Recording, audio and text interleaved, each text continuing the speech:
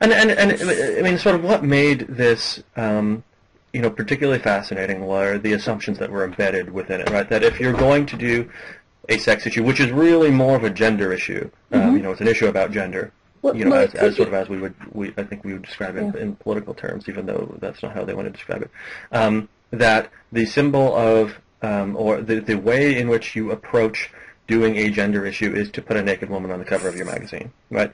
I mean, there were a variety of different things, right? You could have put a shirtless Vladimir Putin or something like that if you wanted to demonstrate, if you wanted to say something productive about gender. That would actually say also something productive about gender, right? But it wouldn't necessarily be a gender or sex issue, or at least people wouldn't think about it that way, even though the shirtless Vladimir Putin is quite clearly a sex and gender object.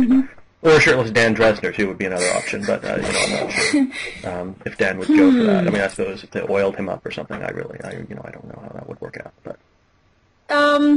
Yeah, I mean, I think there's a number of ways. I mean, you could do an issue on sex. I mean, you could do an entire issue that's just on sex, and I just think it needed to be much broader, because there's a lot of ways in which sex is political here in the U.S. For example, I think one of the big critiques of this issue came from the Arab and Muslim world, and also by extension from many voices in the global South, that the issue is it's not just conflating sex and gender, but it's using this discussion to essentialize non-Western cultures, and particularly the Arab Middle East, as being particularly perniciously sexist, in a way that is, well, it's not untrue, so in relative terms maybe, but it's neither helpful nor particularly balanced, because it makes it seem like that's where all the sexism is.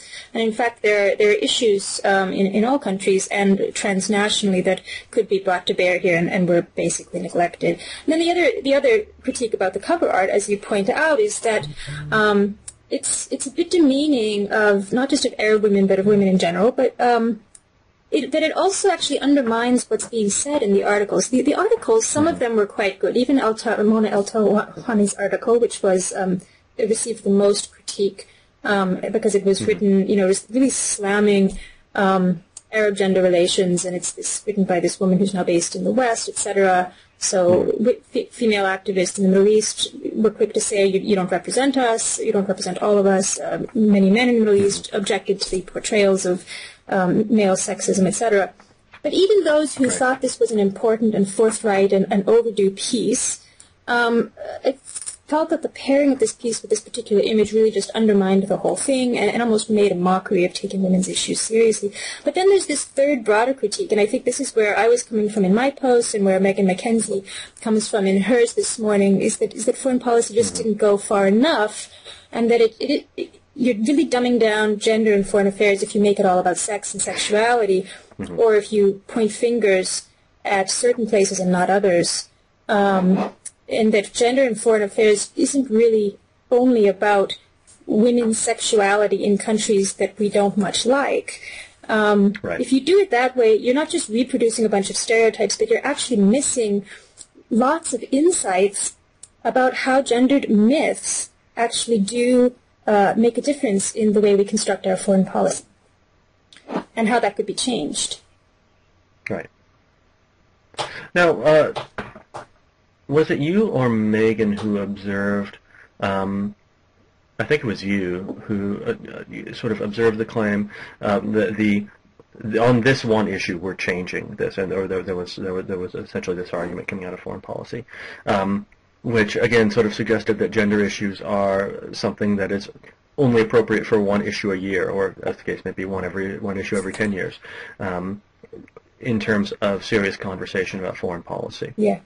I mean, I guess, how do you think, and I've had friendly conversations, and I've published in foreign policy, and I know that you've published in foreign policy and have friends there. I mean, how do you think that the conversations went down in terms of how to put this issue together? How did it make sense to people that this would be sort of an interesting, good effort to put it together. So let's put this together one issue rather than, say, try to intersperse gender issues across a whole series of different foreign policy magazines, none with nudity on the cover. I mean, how do people go about thinking that this particular approach is a good idea? Would be your guess. I would be fascinated to know the answer to that. I would have loved to be a fly on the wall as a social scientist watching that unfold. I think the conversations must have been very interesting, and I wish the editors had written a longer explanation of what they were thinking and how they went about it, and were a little more self-conscious and transparent about the choices they made. To some extent, some of these choices are defensible. So one thing you notice here is that it's very focused on women's rights. The issue is a lot of the articles are really not about gender and foreign affairs. They are about women's rights and foreign affairs, and why if women have more rights, certain policy outcomes in foreign affairs will be better. Which is a defensible claim on social science grounds, though it doesn't always hold true. So it's really more of an advocacy claim than it is analysis in some ways. Now, there's probably very good reasons for having that emphasis be very front and center in this issue. Maybe there was a discussion about whether this should be one issue or many articles. Do we want to do women? Do we want to do gender? Do we want to do sex? Do we want to do it all at once, or sprinkle it through, or do both? And maybe they actually are planning to do both. I actually think foreign policy has not done too poorly at incorporating gender into some of their articles, and I would love to be able to pull out some examples for you. I probably could in a future blog post. But Tom Ricks blogs a lot about family policy in the military, for example. He has a post up on conscription right now, which is definitely a gender issue, even if he's not talking about it in those terms. So I think that foreign policy doesn't do too badly at this, and if they intend to do more of it in a more self-conscious way in the future, then a single issue is not a bad way to kick that off.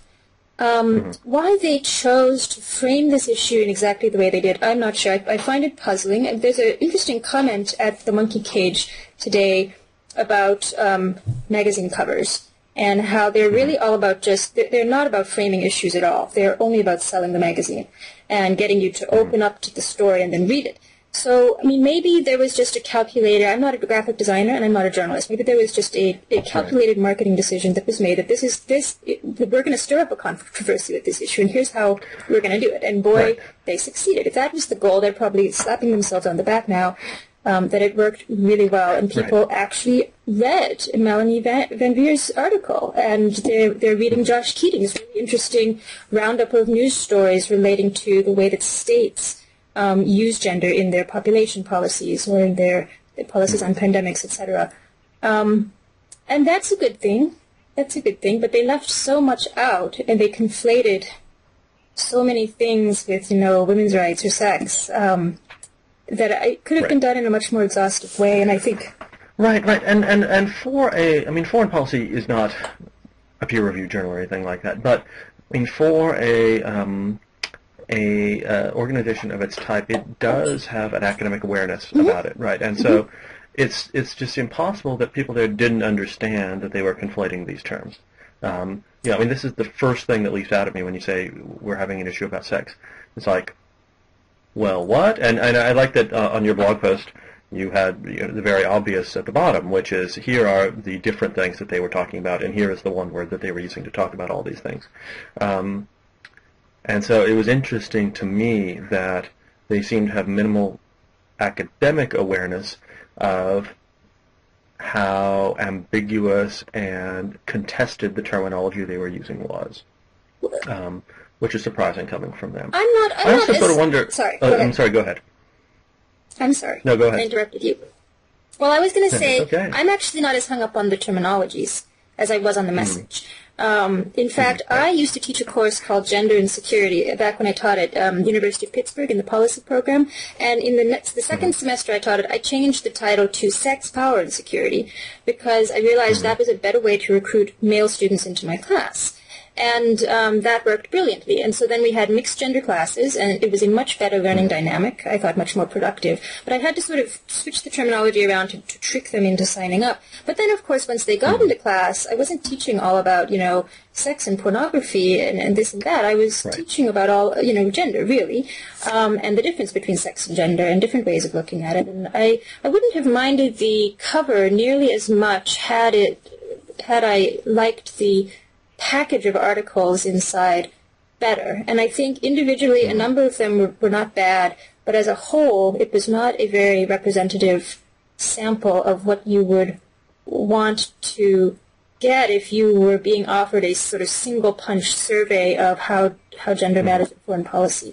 And that's where I was disappointed, and perhaps my expectations are a little too high because I'm an academic and I teach this stuff, but I think if I had been the foreign policy editor, sort of knowing that I'm charting new territory for my publication, I probably would have brought in a guest assistant editor for that issue who had some grounding, could really walk them through and consult on different strategies for walking that line between marketing and dumbing it down enough, but also having a consistent and representative message.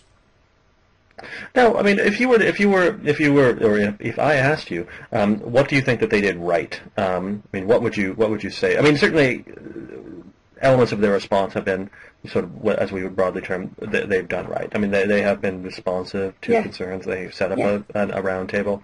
They have been open about the conversation they started. They've tweeted a lot about it. They have blogged a considerable amount about it. And so, in that sense, I think that part they've clearly done right in terms of being responsive to the criticism. I mean, what else would you say sort of has been, broadly speaking, done right about the process of producing this issue? Okay, well, first of all, I think it was great that Mona El-Tahani wrote that article instead of Nicholas Kristof. So they picked not only a woman, but an Arab woman and a Muslim woman, or a woman of originally from the Middle East, and a Muslim to actually comment on the problems with gender misogyny in the Middle East. They probably needed to pair it with a different kind of feminist voice also from the region, but so that was much better than having a white male American women's advocate finger-pointing at the Muslim world. I like that they paired sort of her perspective with the perspective of a practitioner, Malin Revere, who really gave sort of the why women's rights are important to everybody argument, with Valerie Hudson, an academic who actually has the data to back that argument up. And I like that Hudson's article was again still very heavy on sort of women's rights, but she did tie that in well at the end to why this matters for other things we might care about, like global stability.